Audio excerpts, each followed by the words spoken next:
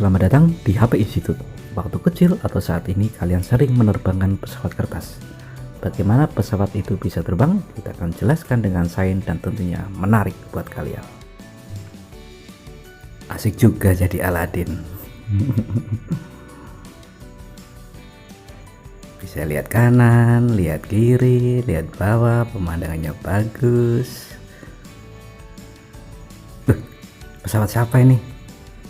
Ini bukan punya aku, tak burin aja. Brrr. Ayo kita belajar di HP Institute. Semangat! Sekarang kita mulai dulu belajar tentang pesawat kertas bisa terbang dengan aliran fluida,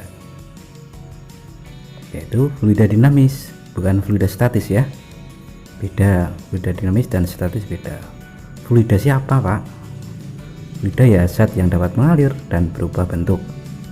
Ini enggak mesti harus cairan loh ya, bisa cairan, bisa gas. Kita bicara di sini fluida yang ideal. Satu adalah incompressible. Maksudnya apa? Tidak mengalami perubahan gerakan ketika ada tekanan di situ. Dua adalah aliran stasioner, konstan kecepatannya di setiap titik. Yang ketiga, tidak ada gesekan, jadi tidak ada energi yang hilang di situ. Dan yang terakhir, tidak ada pusaran, kayak air itu ya, itu enggak ada. Oke, kita coba praktekkan. Dua kertas, biarin kataknya bingung. Kita tiup, kertasnya nempel ya. Kita tiup, kertasnya nempel. Tiup lagi, nempel lagi. Setelah paham aliran fluida, kita belajar tentang asas kontinuitas. Tahu debit ya? Debit itu adalah volume tiap waktu. Misalnya kita punya selang atau tabung lah seperti ini yang dengan panjangnya X, kemudian ada aliran fluida dengan kecepatan V, dia mengalir dari sebelah kiri sampai keluar. Ingat bahwa volume alas kali tinggi, kemudian itu waktu ya, debitnya. Ingat kecepatan adalah V, karena di situ jaraknya adalah X, maka V sama dengan X per T tiap waktu ya. Jarak yang ditempuh tiap waktu. Kita masukkan ke persamaan yang di atas. Alas kali tinggi, di situ X tingginya adalah X, waktunya T. X per T ini kita gantikan dengan V itu. Kita turunkan, ketemu apa? Betul. Q sama dengan A kali V, dengan A adalah luas penampang, V adalah kecepatannya. Dan ini adalah konstan. Jadi, yang hobi berkebun pasti sering nyiramin bunga. Ketika kita selangnya ujungnya kita tekan, maka akan alirannya deras. Perhatikan ya, aliran yang depan itu kecil, tapi kecepatannya lebih besar. Oke, kita misalkan ada tabung seperti ini, yang sebelah kiri besar atau lebih luas, yang sebelah kanan yang kedua lebih sempit. Ini aliran fluidanya ya. Kita misalkan fluida di sini pas air. Yang udara juga bisa, lihat alirannya. Kemudian dari A yang satu menuju A kedua. Oke, tadi sudah kita bahas Q sama dengan A kali V, maka karena Q1 sama dengan Q2, A1 kali V1 sama dengan A2 kali V2. Luasnya besar, kecepatannya kecil, luasnya kecil, kecepatannya besar. Perhatikan gerak kertasnya ya. Oke, di sebelah kanan dan pesawatnya juga.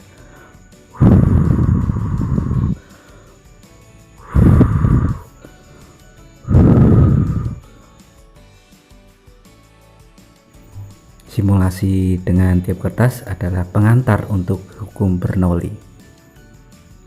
Saya punya tabung modelnya seperti ini, yang kiri dan yang kanan. Ada aliran fluida dengan kecepatan masuk, dia melalui tabung itu, kemudian dia keluar alirannya. Ada tekanan yang masuk, kemudian ada tekanan yang keluar.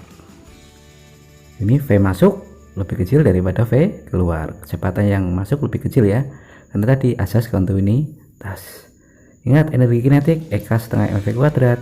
Yang sebelah kiri berarti EK-nya kecil ya, yang sebelah kanan EK-nya besar. Karena apa? Kecepatannya tadi.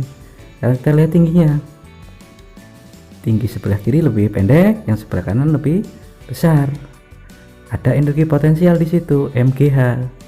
Karena ada pengaruh ketinggian, maka energi potensial yang sebelah kiri itu kecil, energi potensial sebelah kanan itu besar. Energi mekanik itu energi potensial tambah energi kinetik.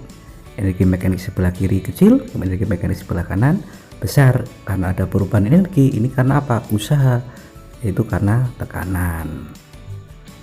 Hukum Bernoulli yang kita kenal yaitu P tambah rho GH tambah setengah rho V kuadrat sama dengan konstan.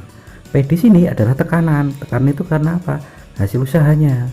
Rho GH ini mirip-mirip energi potensial ya, tapi energi potensial per volume. Setengah rho V kuadrat mirip energi kinetik ya. Nah, di sini adalah energi kinetik per volume. Itulah hukum Bernoulli. Masih ingat percobaan yang tadi yang ke atas ditiup? Masih ya? Ketika ada tiupan di atas, maka dia akan naik. Kecepatannya besar, tekanannya kecil, sehingga dia akan naik ke atas.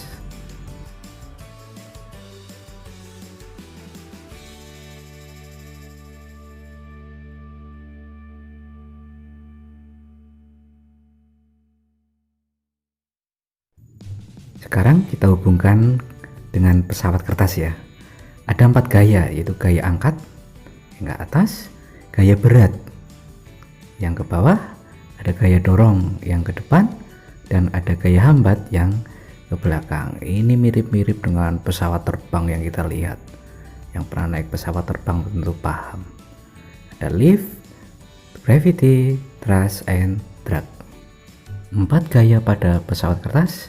Yang pertama adalah gaya angkat. Ketika ada aliran udara di atas kertas, maka kecepatannya di situ besar, tekanannya kecil. Di bawah sayap, kecepatan alirnya rendah, maka tekanannya besar, sehingga dia akan naik ke atas. Terjadi juga apa? Pembelokan udara di bawah sayap. Ketika udara dibelokkan, dia akan naik ke atas. Itu sesuai dengan hukum Bernoulli ya. Yang kedua, gaya dorong. Gaya dorong ini otot tangan. Semakin kita kasih gaya yang besar dengan sudut kemiringan tertentu, maka semakin besar pula laju pesawat. Yang ketiga, gaya berat. Ini dipengaruhi oleh massa kertas dan gravitasi. Gimana caranya biar dia tidak jatuh?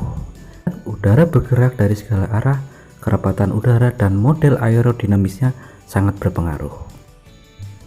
Biar lebih jelas, ini ada infografisnya tentang kerja pesawat kertas.